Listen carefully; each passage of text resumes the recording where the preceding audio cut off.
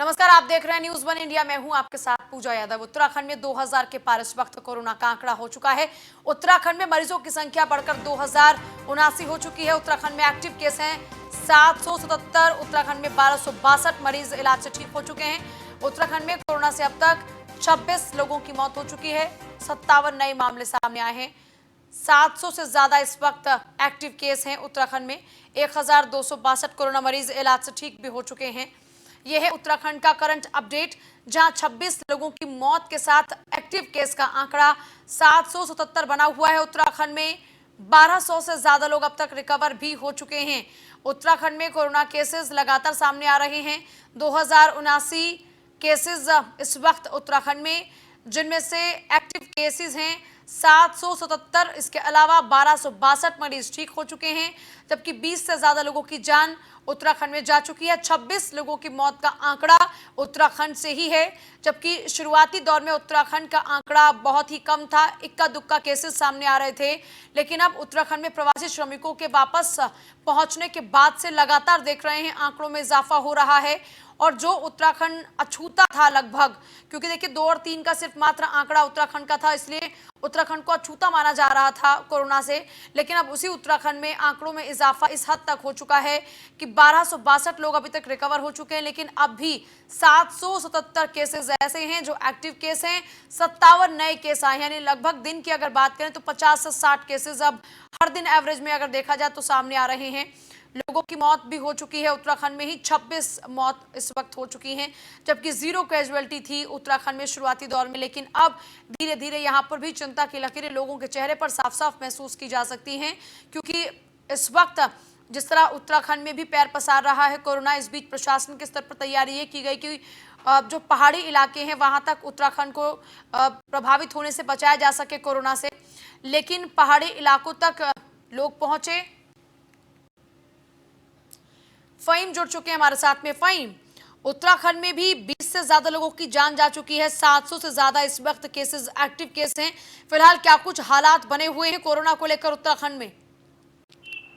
देखिए पूजा, अभी जो आज की जो स्थिति है वो 57 नए केस हो रहे हैं और उसके साथ बढ़कर के अब 2079 केसेस पॉजिटिव डिटेक्ट हुए हैं उत्तराखंड में अब तक की स्थिति, जिसमें से एक्टिव केसेस अगर हम देख लें तो 777 हैं और जो डेथ है वो बढ़कर के 26 हो गई है। एक डेथ आज और हुई, तो इस तरीके से कहें जो डेथ का आंकड़ा है वो भी बड़ा है। और जिसमें से जो 26 में से 4 डेथ के अभी कारण स्पष्ट नहीं है पूजा, जो पिछले 2 दिन में हुई थी, तो उनके अभी पोस्टमार्टम रिपोर्ट डिटेल आनी है, क्योंकि उसका बिस्तर प्रिजर्व कर लिया गया है, क्योंकि कोरोना पॉजिटिव होने के साथ साथ उनको और तकलीफें भी थी, तो लिहाजा स्पष्ट रूप से अभी पोस्टमार्टम रिपोर्ट में नहीं कहा गया है।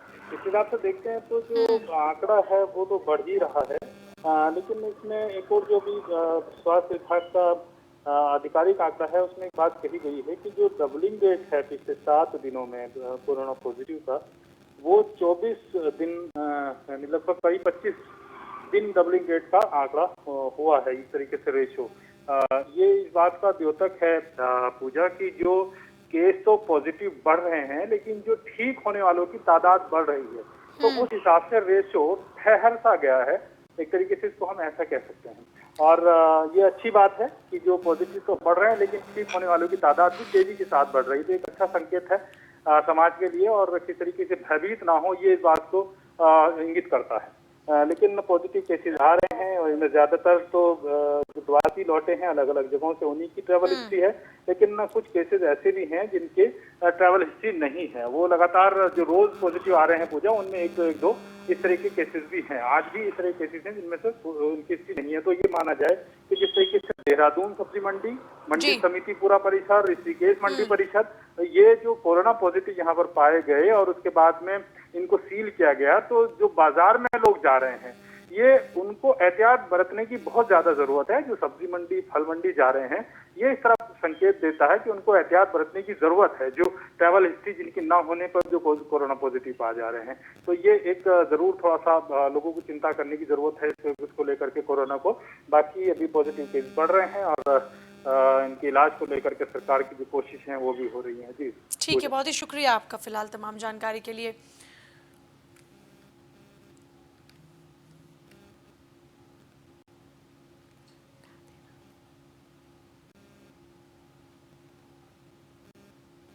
तो उत्तराखंड में तेजी से आंकड़ों में इजाफा हो रहा है और देखिए क्योंकि एक ही दिन में 50 से ज्यादा केसेस भी सामने आ रहे हैं। 1262 मरीज अब तक ठीक हो चुके हैं उत्तराखंड में, जबकि 26 लोगों की मौत हो चुकी है। खबर सुल्तानपुर से, न्यूज वन इंडिया की खबर का एक बार फिर असर हुआ। दबंग सीएमएस वीबी सिंह का तबादला हुआ। सुल्तानपुर जिले में अस्पताल में सीएमएस डॉक्टर वीबी सिंह सुल्तानपुर से फतेहपुर तबादला उनका हो चुका है। कादीपुर सड़क हादसे में फोन पर बीजेपी नेता को गैर जिम्मेदाराना बयान दिया था। बीजेपी नेता और डॉक्टर वीबी सिंह के बीच गाली गलौज तक बात पहुंच गई थी। डीएमसी इंदुमती ने सीएमएस को दी थी ये तबादले की जानकारी और उनको नोटिस भी भेजा था। यूपी के स्वास्थ्य मंत्री जयप्रताप सिंह से संवाददाता संतोष पांडे की बातचीत हुई थी। सीएम योगी आदित्यनाथ से भी सीएमएस की शिकायत की गई थी। डॉक्टर वीबी सिंह कई सालों से सुल्तानपुर जिला अस्पताल में तैनात थे। न्यूज वन इंडिया ने प्रमुखता से इस खबर को दिखाया था और आखिरकार उनका तबादला हो चुका। एक बार फिर से खबर का असर हुआ। सीएम योगी आदित्यनाथ तक शिकायत पहुंचाई गई थी सीएमएस की। डॉक्टर वीबी सिंह कई सालों से सुल्तानपुर जिले में ही लगातार तैनात थे। न्यूज वन इंडिया ने उनके इस गैर जिम्मेदाराना रवैये से मंत्रियों को अवगत करा, जिसके बाद आखिरकार इस पूरे मामले को लेकर एक्शन हुआ है। न्यूज वन इंडिया की खबर का असर हुआ। दबंग सीएमएस वीबी सिंह का हुआ तबादला। न्यूज वन इंडिया की खबर का असर हुआ।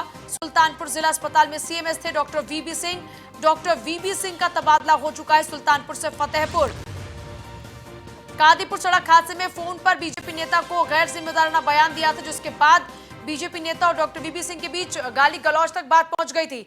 इस बीच देखिए सबसे अहम खबर लगातार जो बनी हुई है वो है इस वक्त भारत और चीन सीमा को लेकर तनाव। लद्दाख स्वायत्त पहाड़ी विकास परिषद के अध्यक्ष का बयान। एलएसी के करीब कई इलाकों से कम्युनिकेशन ठप। चांगतांग, दुर्बुक और न्योमा से संपर्क कटा। 3 इलाकों में पार्षदों से नहीं कर पा रहे संपर्क। लद्दाख स्वायत्त पहाड़ी विकास परिषद के अध्यक्ष हैं ज्ञान पी वांग्याल। 3 इलाकों में पार्षद से बातचीत नहीं हो पा रही है। लद्दाख स्वायत्त पहाड़ी विकास परिषद के अध्यक्ष हैं ज्ञान पी वांग्याल। लद्दाख स्वायत्त पहाड़ी विकास परिषद के अध्यक्ष का बयान। एलएसी के करीब कई इलाकों से कम्युनिकेशन ठप हो चुका है। एलएसी के करीब कई इलाकों में कम्युनिकेशन ठप हो चुका है। इनमें चांगतांग है, दुर्बुक है और न्योमा है, जहां से संपर्क फिलहाल कट चुका है। 3 इलाकों में पार्षदों से संपर्क नहीं हो पा रहा। डॉक्टर दिग्विजय जुड़ गए, एग्जीक्यूटिव एडिटर हमारे साथ में। दिग्विजय, ज्यादा जानकारी आप से चाहेंगे फिलहाल? देखिए, अभी ये एएनआई के हवाले से खबर आ रही है कि लाइन ऑफ एक्चुअल कंट्रोल पे जो हमारे 3 गांव हैं वहां से संपर्क नहीं हो पा रहा है किसी भी तरीके से।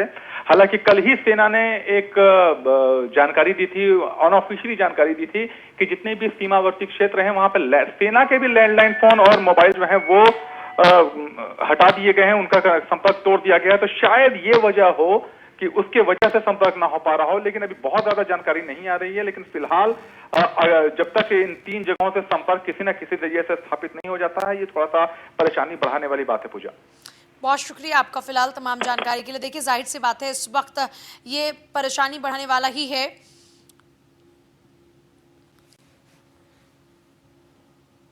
और खबर लखनऊ से ही है। उत्तर प्रदेश में बड़ी परियोजनाओं को पूरा करने की तैयारी शुरू। सीएम योगी ने ये परियोजनाओं को पूरा करने के निर्देश दिए हैं। पीडब्ल्यूडी ने राज्य योजना, राज्य सड़क निधि, त्वरित आर्थिक विकास योजना के काम में तेजी लाई है। केंद्रीय मार्ग निधि, विश्व बैंक परियोजना और इसके साथ साथ एशियाई विकास बैंक सहायता प्राप्त परियोजना पर अमल तेज। इस साल के अंत तक इन परियोजनाओं की सड़कों को पूरा करने का लक्ष्य है।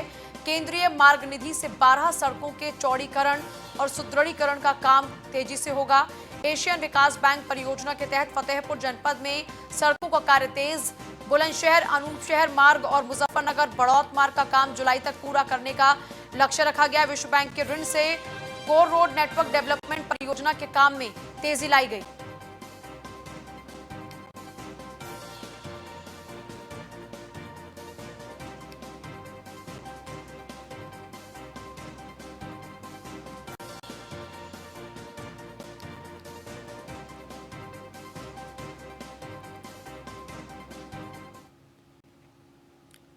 खबर गौतम बुद्ध नगर से, जहां छत से एक बच्चा गिरा है। इलाज कराने के लिए अस्पताल उसका पिता लगातार भटकता रहा। घायल बच्चों को निजी एम्बुलेंस से एक अस्पताल से दूसरे अस्पताल तक कितने ही चक्कर एक पिता को काटने पड़े।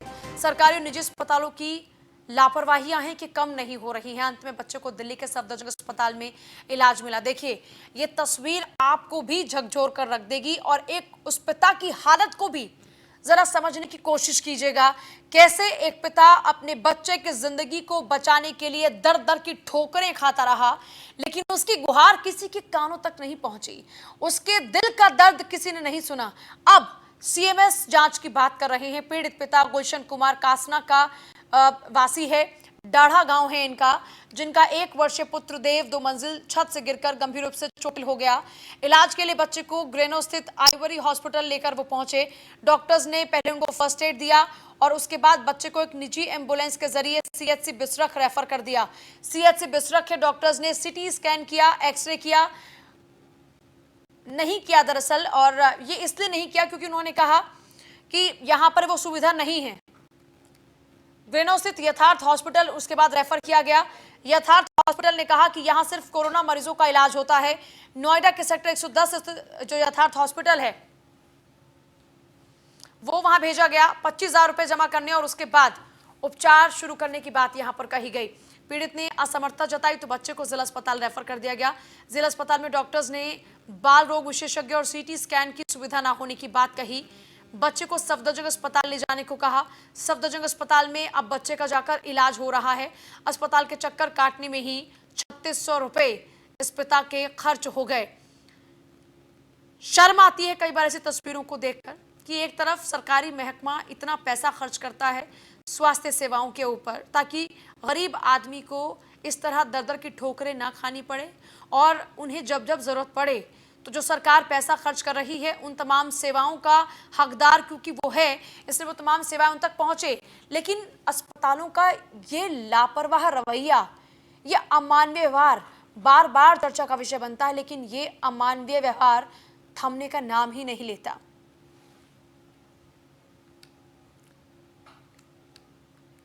और वहीं फिरोजाबाद में नवागत एसपी सिटी मुकेश चंद्र मिश्र ने पदभार ग्रहण किया। इस दौरान न्यूज़ 1 इंडिया से खास बातचीत की और अपनी प्राथमिकताओं के बारे में बताया। सोशल डिस्टेंसिंग किस तरह से मेंटेन हो इसे लेकर भी जानकारी दी। मुकेश चंद्र मिश्र सहारनपुर से स्थानांतरण होकर फिरोजाबाद आए हैं, जिसके बाद अब चार्ज संभालने के बाद में अपनी जिम्मेदारियों का निर्वहन करने में जुट चुके हैं। नवागत एसपी सिटी ने चार्ज लिया है। मुकेश चंद्र मिश्र हमारे साथ इस समय मौजूद है न्यूज़ 1 इंडिया के साथ। किस तरीके की प्राथमिकता रहेंगी और कोरोना काल चल रहा है, इसको लेकर किस तरीके के पुलिस को निर्देश दिए गए हैं, सीधी बात करते हैं। सर, आपका बहुत स्वागत है न्यूज़ 1 इंडिया पे। सर, आपने नवागत चार्ज लिया है, किस तरीके की प्राथमिकताएं हैं आपकी? हमारे अपराध नियंत्रण के साथ कानून व्यवस्था बनाए रखना मेरी प्राथमिकता रहेगी, लेकिन इस समय सर्वोपरि यहाँ जनपद की स्थिति को देखते हुए कोविड में नियंत्रण करना है, तो उसमें पुलिस का पूरा योगदान देना है, ज़्यादा से ज़्यादा जनता को जागरूक करना है। और हम लोगों ने अपने मोबाइल से और पीआरबी मोबाइल से भी जागरूकता संदेश प्रसारण करने का कार्य शुरू कर दिया है और इससे काफ़ी लाभ भी होगा। सर, सोशल डिस्टेंसिंग को लेकर बाजार जब से खुला है, सोशल डिस्टेंसिंग कहीं ना कहीं तार तार होती नजर आ रही है, उसके लेके स्थानीय पुलिस को और थाना पुलिस को किस तरीके के निर्देश दिए? अब जैसे थोड़ा रिलैक्स किया गया है तो इसमें जागरूकता ज़्यादा प्रसार करने की ज़रूरत है, तो हम लोग इसको अनाउंस कर करके और प्रयास कर रहे हैं कि जो नियमानुसार कार्रवाई हो सकती है उस पर भी अधिक जोर दे रहे हैं और अधिक से अधिक चालान कर रहे हैं हम लोग और समन शुल्क भी कर रहे हैं। सर, फिरोजाबाद में 3 दिन से एक अफवाह का दौर जारी है कि फिरोजाबाद भी पूरी तरीके से बंद हो जाएगा या इस तरीके से कुछ यहाँ सख्ती बढ़ाई जाएगी, क्या आप तक अपडेट है? ये निर्णय तो उच्च स्तर से लिया जाना है और जो भी निर्णय लिया जाएगा उसमें हम लोग 100% अनुपालन सुनिश्चित कराएंगे। तो ये थी फिरोजाबाद के एसपी सिटी नवागत जिन्होंने चार्ज लिया और साफ तौर पे बताया कोविड का जो समय चल रहा है उसको लेके पूरी जागरूकता है, सोशल डिस्टेंसिंग को भी लेके स्थानीय स्तर पर निर्देश दिए गए हैं और जल्द से जल्द सारी चीज़ों को लेकर पुलिस व्यवस्था बेहतर कर दी जाएगी। सहयोगी अर्चित शर्मा के साथ मैं सौरभ उपाध्याय, न्यूज़ 1 इंडिया, फिरोजाबाद। और जौनपुर में आकाशीय बिजली गिरी, चपेट में आने से भाई और बहन की मौत हो गई। परिजनों में इस वक्त कोहराम मचा है। पुलिस ने शव को पोस्टमार्टम के लिए भेजा है। पवारा थाना क्षेत्र के बामी गांव का ये पूरा मामला है, जहां पर बिजली गिरने से भाई और बहन दोनों ही इसकी चपेट में आए और दोनों की ही जान चली गई, जिसके बाद पूरे परिवार में इस वक्त हाहाकार मचा है। परिजनों में कोहराम मचा है। पुलिस ने शव पोस्टमार्टम के लिए भेज दिए हैं। बामी गांव का ये मामला है।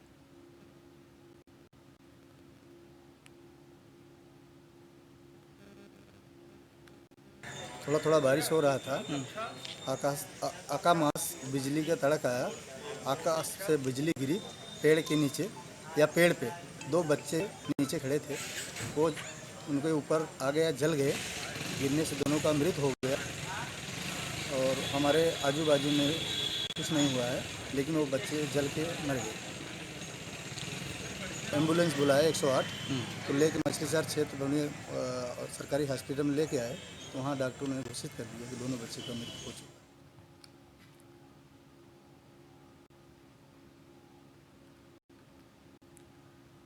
खबर इटावा से, जहां अधिशासी अधिकारी फुरकान अहमद ने शहर का निरीक्षण किया। मॉनसून से पहले फुरकान अहमद ने शहर का निरीक्षण किया। निरीक्षण के दौरान स्टेशन रोड, शादीलाल धर्मशाला के पास बंद पड़े नालों को खुलवाया गया। नालों को खुलवाकर उनकी साफ सफाई गई। इसी दौरान सफाई और खाद्य निरीक्षक आनंद कुमार मौजूद रहे। राकेश कुमार, विशाल कुमार समेत कई सफाई कर्मचारी भी मौजूद रहे।